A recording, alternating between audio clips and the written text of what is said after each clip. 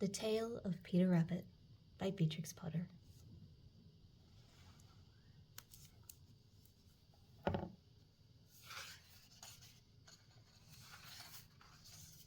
The Tale of Peter Rabbit.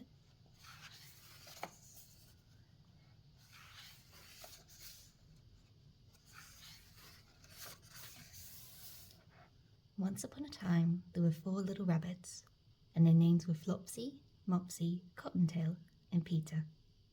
They lived with their mother in a sandbank underneath the root of a very big fir tree. "Now, my dears," said old Mrs. Rabbit one morning, "you may go into the fields or down the lane, but don't go into Mr. McGregor's garden. Your father had an accident there. He was put in a pie by Mrs. McGregor.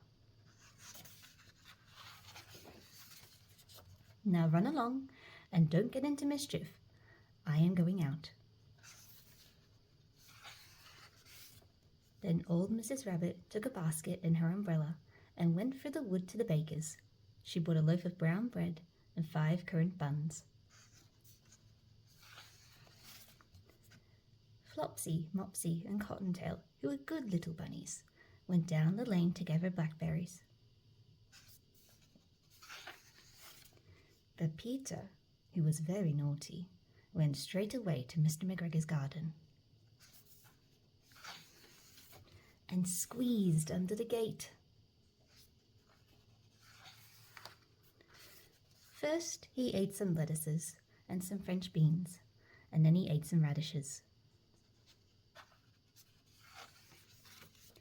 And then, feeling rather sick, he went to look for some parsley.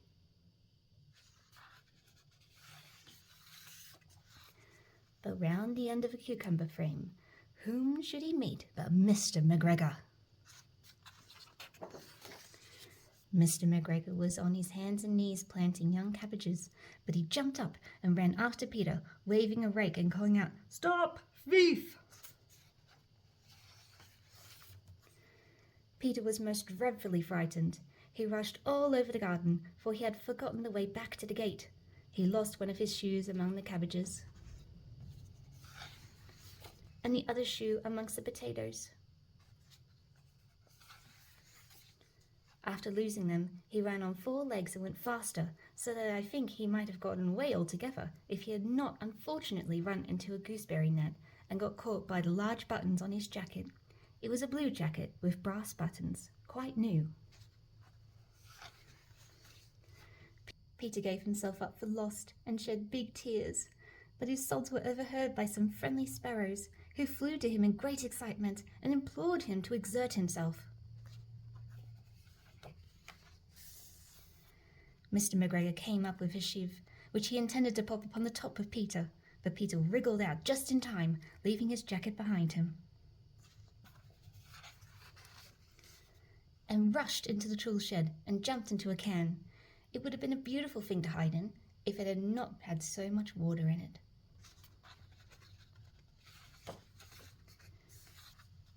Mr. McGregor was quite sure that Peter was somewhere in the tool shed, perhaps hidden underneath a flower pot. He began to turn them over carefully, looking under each. Presently Peter sneezed. "Kerchoo!" Mr. McGregor was after him in no time, and tried to put his foot upon Peter, who jumped out of the window, upsetting 3 plants. The window was too small for Mr. McGregor, and he was tired of running after Peter. He went back to his work.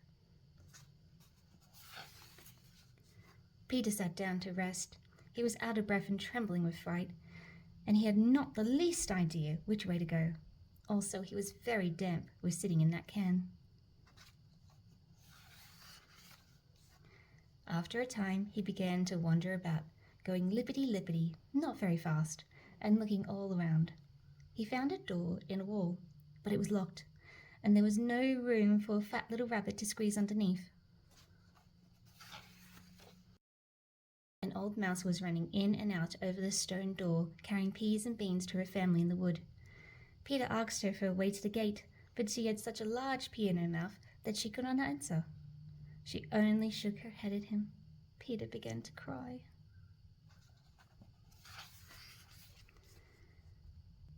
Then he tried to find his way straight across the garden, but he became more and more puzzled.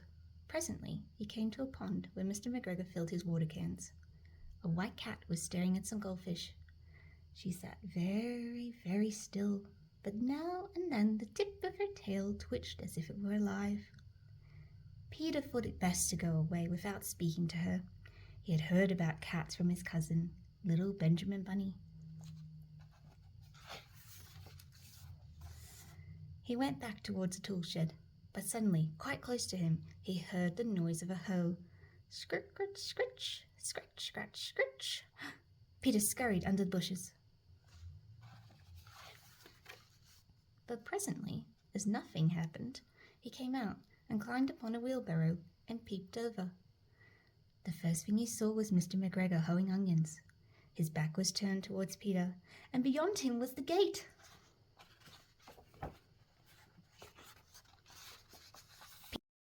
Peter got down very quietly off the wheelbarrow and started running as fast as he could along a straight walk behind some blackcurrant bushes. Mr. McGregor caught sight of him in the corner, but Peter did not care. He slipped underneath the gate and was safe at last in the wood outside the garden. Mr. McGregor hung up the little jacket and the shoes for a scarecrow to frighten the blackbirds. Peter never stopped running or looked behind him till he got home to the big fir tree. He was so tired that he flopped down upon the nice soft sand on the floor of the rabbit hole and shut his eyes. His mother was busy cooking. She wondered what he had done with his clothes. It was the second little jacket and pair of shoes that Peter had lost in a fortnight. I am sorry to say that Peter was not very well during the evening. His mother put him to bed and made him some chamomile tea, and she gave him a dose of it to Peter. 1 tablespoon to be taken at bedtime. But Flopsy, Mopsy, and Cottontail had bread and milk and blackberries for supper. The end.